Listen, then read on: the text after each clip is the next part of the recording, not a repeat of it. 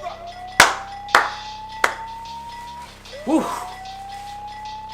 What's going on, everybody? Nick J. Ciccone back again with another video. I hope you guys are all doing well and having a great day.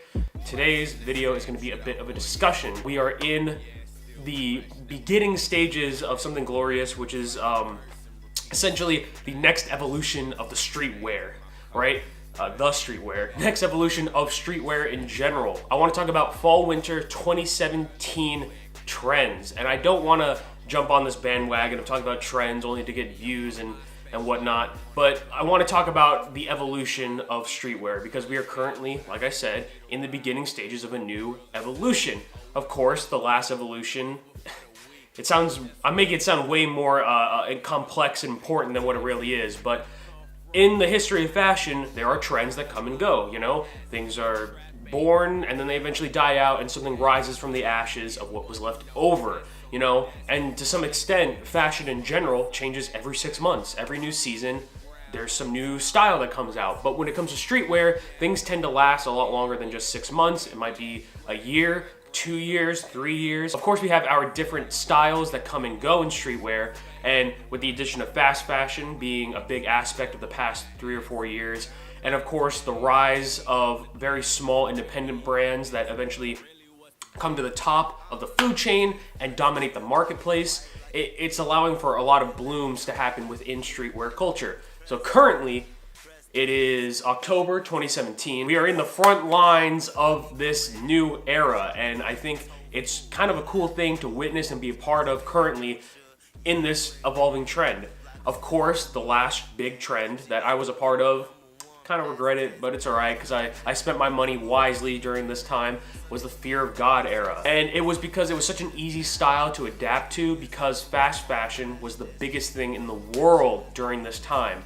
H&M, Forever 21, Zara, Topman, all these brands were able to capitalize off of the Fear of God style because the Fear of God style was just essential blank pieces that were put together with different cuts. So in this, situation, the Fear of God style was easily emulated by smaller, cheaper brands that were shipping out lower quality garments that were accessible to a larger demographic. So in this case, we have now left the Fear of God look. Like I said, it's October 2017, and we are officially starting our new life cycle, which is kind of cool. So all these things that were popping for a couple years, they're not that cool anymore because, like everything else in fashion or trends in general, things get old really quickly, especially when you look around to your left and your right and everybody's wearing the same exact thing as you. You don't want to be caught in a uniform because uniformity doesn't allow for expression. I think everybody understands this. So that's why I think it's so cool that we're finally in the midst of this new transition. So let's talk about the transition. I don't want this video to seem like it's just going to be a long run-on type of video, but I think it will do justice to have me talk and discuss my opinions about the matter at hand.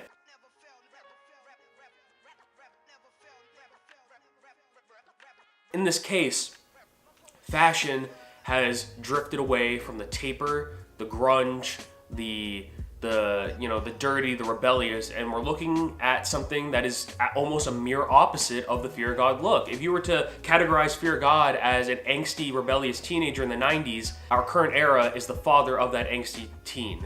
We are now in the Dadcore, formal, casual menswear era. It seems a bit broad when I say that, but of course, the Dadcore thing resonates very heavily currently in the trends that are popping right now. Will this be long-term? Maybe. We have no confirmation on what's gonna happen over the next couple years, but in my opinion, I think Dadcore, as you can tell, has already made its strides in the mainstream, starting with what's on my head currently. If you're looking at a Balenciaga runway or your local Pabzzz, you're gonna see a dad hat somewhere in some way, shape, or form. And this was the first introduction into this Dadcore style without anybody realizing what it was. The first idea is that the hat is very nostalgic, but of course, it is called a dad hat for a reason. It's something that you would imagine your normal, everyday, run-of-the-mill, suburban dad wearing, right? But now we are watching this progressive nature of the dad hat evolving into a full-on outfit. So I hate to extend this to any point, but we are currently in the dad Dadcore era, but with a street style twist. Now what I mean by this is that people are gravitating more towards a boxier, more oversized, more dad doesn't know what size he wants. He's just picking something off the shelf to get out of the store as quickly as possible because he doesn't want to sit and wait around. And I hate to say it, but that's kind of the gist of what's happening. And I think it's kind of cool. Some people might hate it, some people might love it, but it's very mendable. You can go a little bit more tapered, a little bit more baggy. You can clean it up a little bit, make it seem a little underdressed or overdressed. This is why I think it's gonna be a big transition for the streetwear people in this culture in particular. Of course, the dad hat is pretty mainstream, but we are currently dealing with an epidemic of clunky, big old clunky daddy sneakers, right?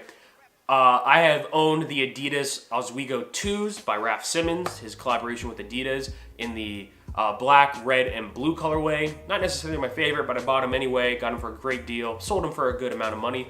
But I sold those 2016 or early 2016 just to get a couple bucks out of it. Of course, they were introduced due to Ian Connor wearing them a lot in 2014, 2015, and they had their place, but at that time, things were a lot different. People were still wearing the skinny zipper jeans with the distress, and it didn't look good to have these clunky dad shoes on. So when people saw Ian Connor wearing them or Wiz Khalifa, they were like, what is this? It's ugly. Well, now ugly's cool. Whether it be for female or male fashion, a lot of adaptations of dress shirts, oversized dress shirts, of course, oversized dress pants, whether they be, you know, more of a workwear style or formal style. Balenciaga, Triple S, the Oswego 2 from Raf Simons, and Adidas, and of course, these styles come from that era, you know? Whether you're talking about something like a Wall Street business look or the casual dad look on vacation at Disney World. It's a combination of these types of looks. And what's very interesting to me is that this is the driving factor of where fashion is going currently, but at the same time, there is something that is very divisive that is happening as a counterpoint to this dad look, right? I do have my trusty computer here. So of course, we're gonna start off on some articles that I have pulled up here from, you know, High Snobiety and of course Complex, Hypebeasts.com. Currently on High Snobiety, why young tastemakers want to dress like dorky dads. Posted July of this year. I'll have this linked in the description, but it basically goes over Balenciaga's most recent runway, which has released currently. This is why the Triple S sneaker that has currently released is causing such a stir in the streets and online. I think whoever designed these was just like, how much can we fuck with sneakerheads and make the worst shoe ever made that they still will probably buy? It's because, of course, starting with what I have on my head, things have evolved to now a full outfit looking and inspired by the dorky dad look. And Balenciaga's entire collection is based upon this. The article goes in depth in talking about why, you know, some people, even back in 2009, started to think that the dad look was kind of cool. All these articles will be linked in the description. I encourage you guys to go review them for yourself, but I'm sure most of you guys understand that this trend is happening because social media, another factor into all of this, has, you know, elevated these topics to meme status or front page trending hashtag status. And to a point where, you know, a lot of the normal people out there kind of understand what's going on, but they probably just don't care as much as myself because I'm really into fashion in general. But Dadcore was something that was talked about even last year and to a point early as 2015 on a Complex article that I will link in the description. But like I said a little bit earlier, there is a counter to this, right? There's always going to be a counterculture to everything that happens, but the interesting part is in history, countercultures were definitely something that the youth supported, whereas the mainstream culture was something that the conservatives or the elders were upholding because it was their beliefs when they were younger. We have a situation where the young is sort of countering the young itself, right? The youth versus the youth.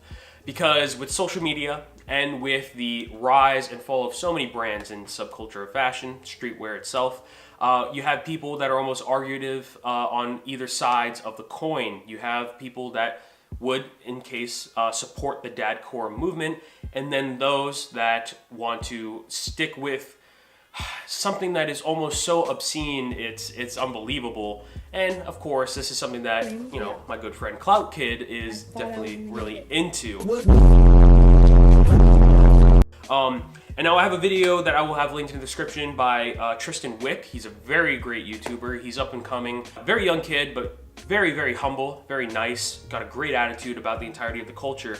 He has a video uploaded called My Problem with the Ultra Hypebeast of YouTube, and he goes in depth about how his inspirations for YouTube videos and YouTubers in general in the fashion realm have changed over the years.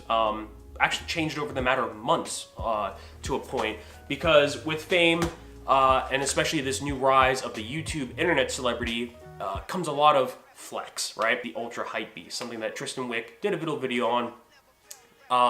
And I really enjoyed the video because it was covering this very topic, which is Hypebeasts are now progressing to an even higher platform than they were on earlier or previously. The Hypebeast is something that nobody really likes, you know?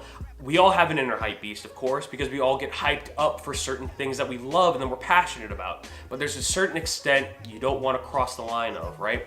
And Hypebeasts for a while have been doing this, and I from time to time have done this myself, whether it be when I bought a pair of Yeezys or I bought some Off-White, you know. It doesn't feel necessarily like you're doing it because you love it, but because you want to capitalize off of a trend of something that everybody else is doing so you can seem to fit in. And that really takes away from the aspect of fashion being expressive and personable. And that's why the Hypebeasts get kind of a bad rep, because it's almost the entirety of the evil side of materialism in this subculture itself, right? But now Hypebeasts are getting to a point, and they're almost fed up with the progressiveness or the modernization of fashion trends, that they want to stay in their bubble of just Supreme, Bape, Off-White, Yeezys, Yeezy season, that they're taking it to a whole new level where it becomes not about, I have the hottest new item, I have the hottest new Supreme drop or the hottest new Bape drop. It's, I have the most expensive Supreme drop or the most expensive Bape drop, to a point where these guys are putting in their titles, of course, I spent insert this amount of cash on this shirt, insert this amount of cash on this amount or haul, insert this amount of cash on one single item.